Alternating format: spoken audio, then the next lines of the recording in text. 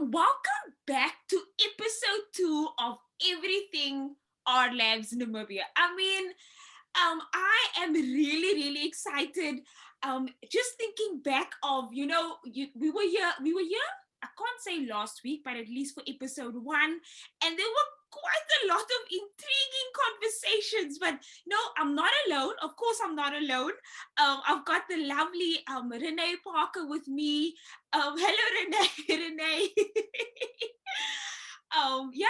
Renee, just over to you. I don't know how you feeling. How you feeling about this?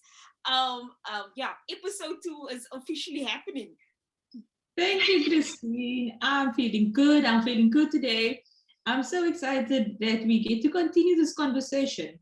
You know, in our previous show, we spoke about how it started and really what we do, right? When we get together and we have these conversations. So it's really great to have Emily and Ubatera back with us. And today we are really going to get into their stories. I think I spoke a lot the last time. So I've been told I have to give someone else a chance. So I'm definitely going to have the ladies share their version of the story. Remember, we're talking about all things Namibia. We're talking about everything Namibia. And so we're talking about this.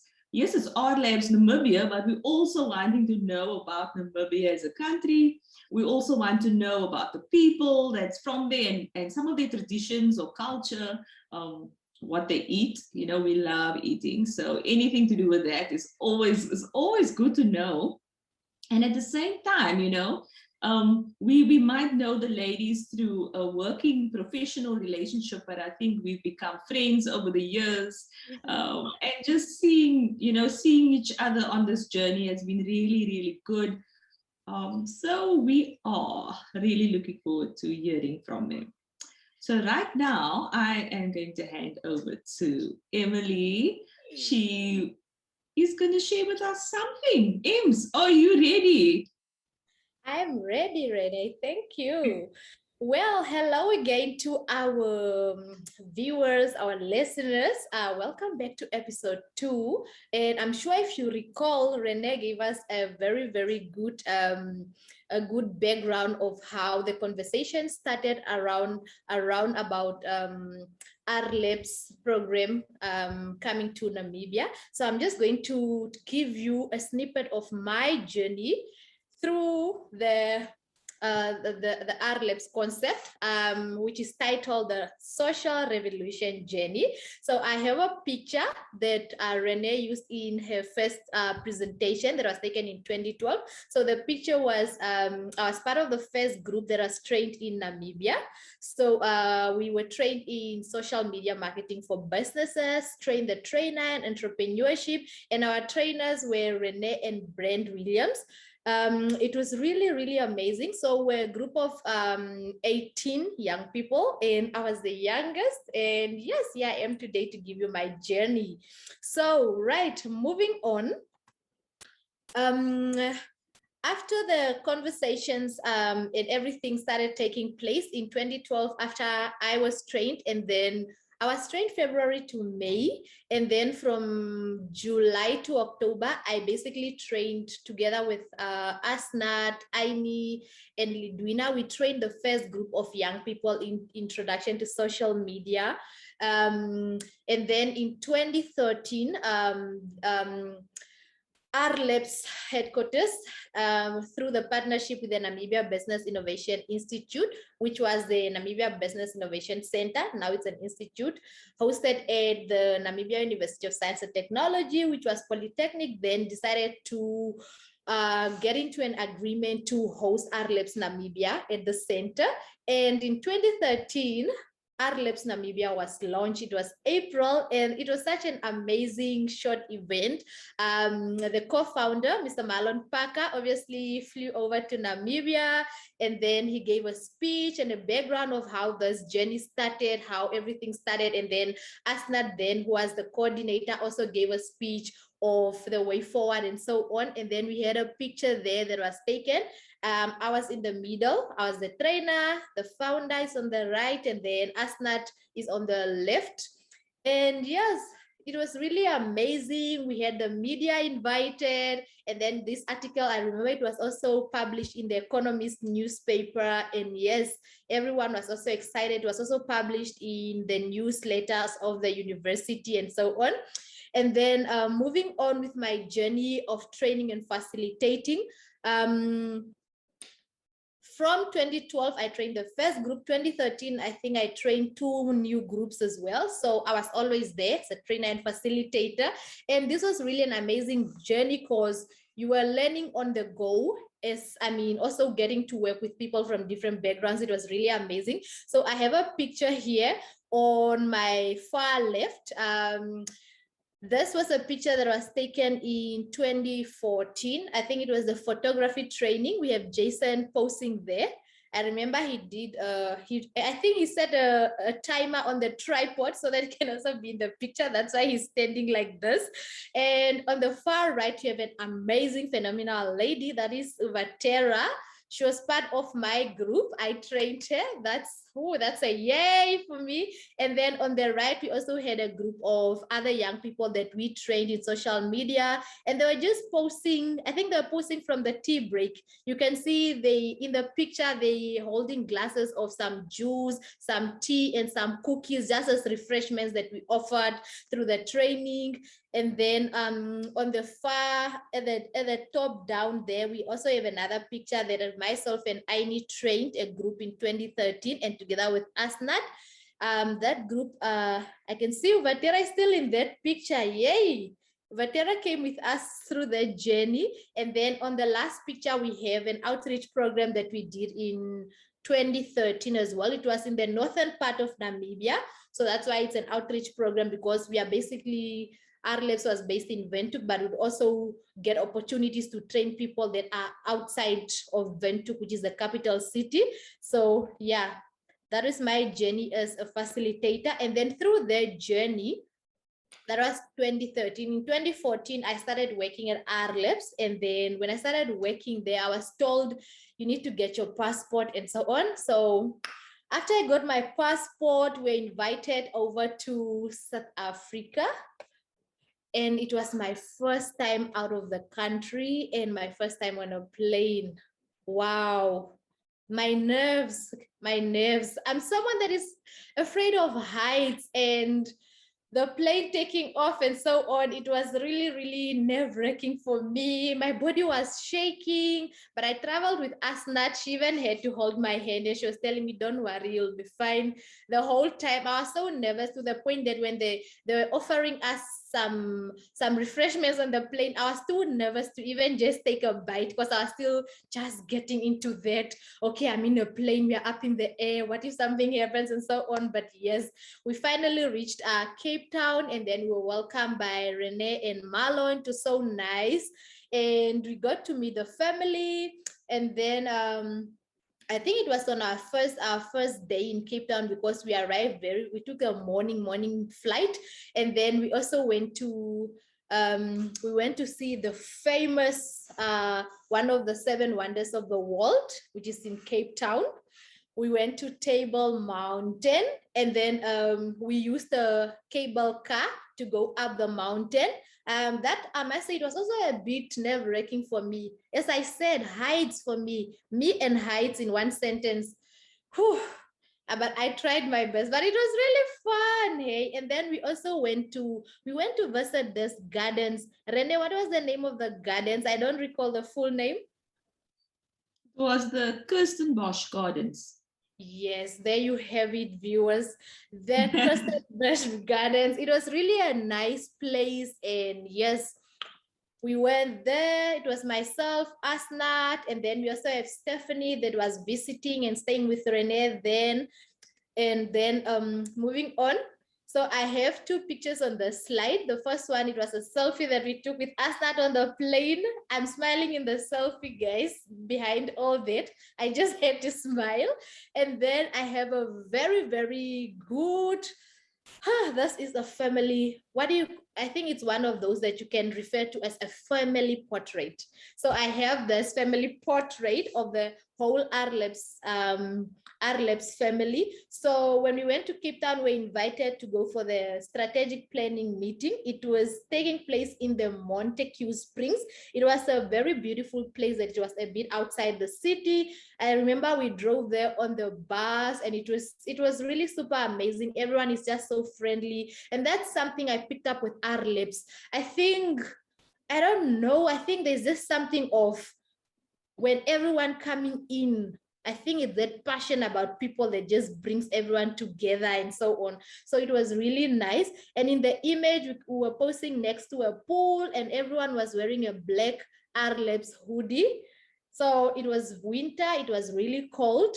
And then during the strategic planning meeting, we would have the whole workshop, and then we'll have different activities during the workshop. And some of the two activities that I remember, and they were my favorite, the first one was the River of Life. So the River of Life is basically getting a snippet of, in someone's journey, is basically like, okay, this is Emily, where did she grow up, how did she grow up, what is she doing now, and so on. And that was really amazing for me, because at least that way I was even able to remember everyone's name and get to know everyone more. And mind you, this is a super, super big family, over 60 to 80 people. So yes, I mean, at least the River of Life helped me to even recall everyone's name, because obviously I'll not perfect everyone's name by the first instant.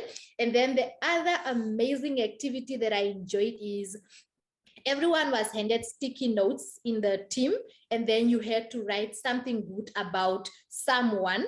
So it was really nice. And then after, at the end, everyone should hand over all the sticky notes they wrote about someone. And it was really amazing for me to read all this positive feedback, and then what everyone was thinking about me, how they feel. And they're like, no, I enjoy being with you, I enjoy talking to you, learning about your culture and how you do things back in Namibia, and so on. And then, yes, that was really, really amazing. I would definitely do it again, despite the fear of heights. I'll definitely fly over to Cape Town again. So definitely.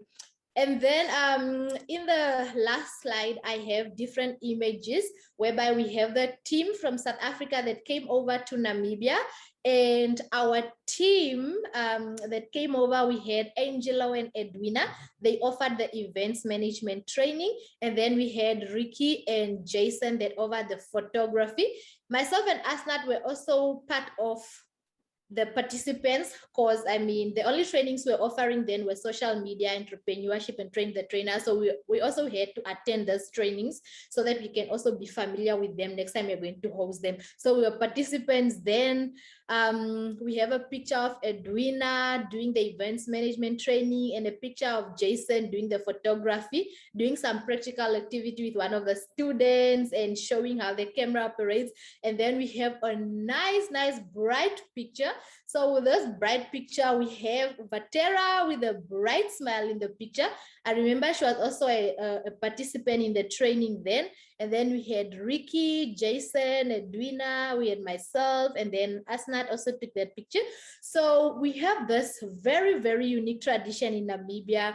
It's whereby there is a market, there's an open market where people buy meat. So you basically, we call it the kapana. So when we took them there, we told them that we are going to take you guys for the kapana experience. So experience this kapana experience, whereby the meat is just cut and then it's dried there instantly, and then you just eat it there. Then it's cut in smaller pieces so that it's easier for you.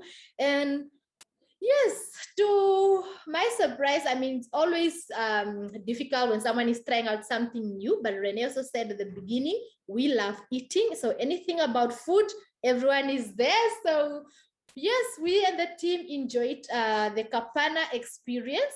And that's a snippet into Emily's social revolution journey.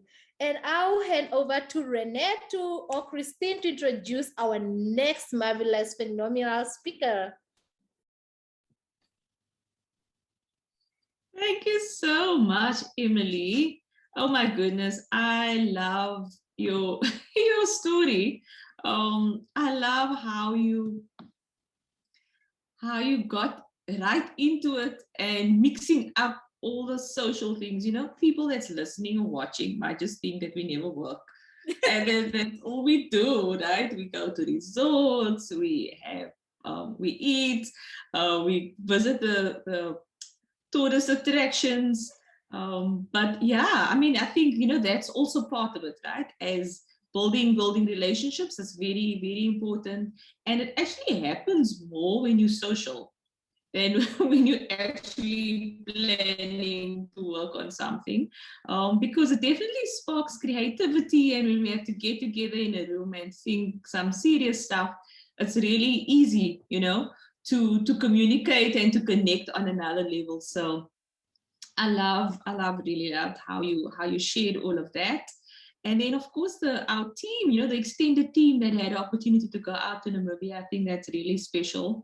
Especially, you saw Brent and myself only for training, and then Marlon came for launch, but at least some of the other team got to come out to see you before you came to Cape Town, and that's always great to just keep the connection going, and to, it's also part of building bridges and sharing the things that are most dear to us. I know how you love meat, so I'm sure that was either you or us not recommending that they go and eat. What's it, kapana?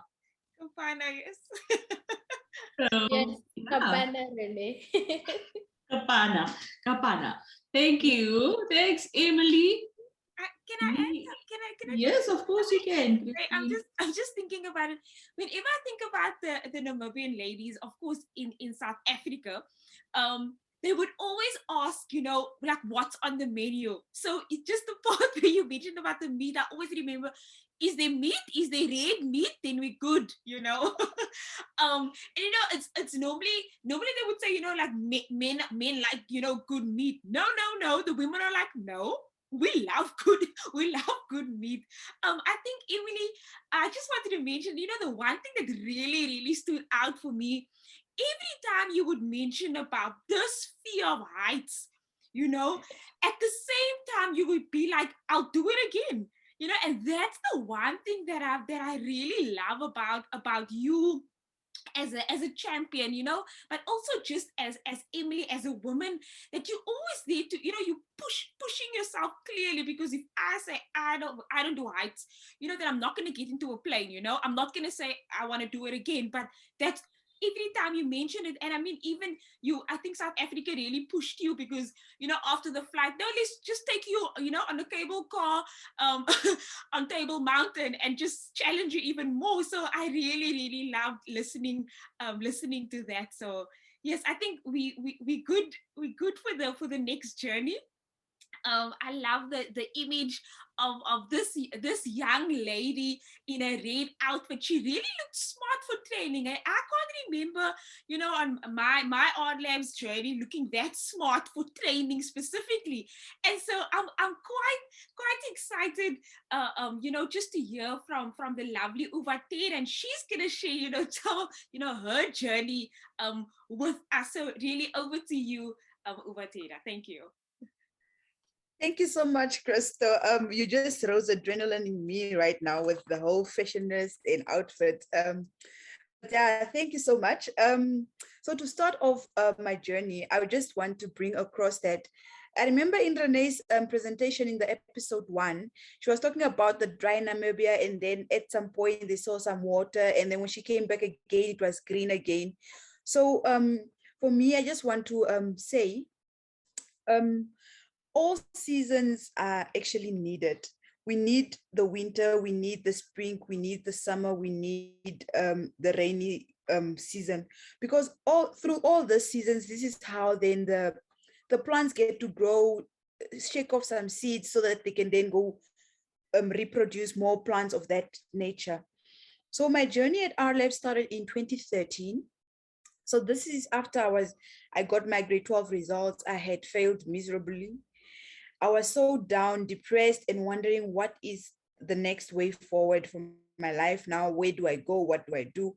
So while being this depressed and stressed, then my younger brother, my mother's last born, was then hospitalized. I think for like a month.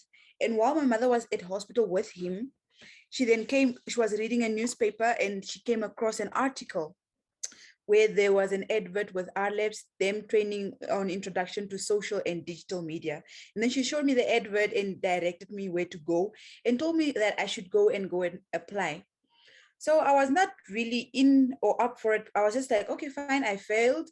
I guess let me see what it is I can do to just continue living instead of just drowning in my miserable life right now. So I went to Polytech. Now it's now known as the University of Science and Technology, which is NAS. And I got lost around the area. However, 10 minutes to almost knock off time before the offices closed is when I found the office and I went and submitted my application. So then the next day I got a call. No, it's us, not Kambunga. I just wanted to let you know that you have been successfully selected for the training. And then my mother is like, but what did you write in your letter? I'm like, I really don't know. I can't remember, because in any case, I was so stressed by the time I got to the office that I don't even know what I wrote. And I did my training, and it was such a great environment to be in after being so down and so depressed. Really, RLabs is really a hope. They are really making hope contagious. There's no way you can resist that hope.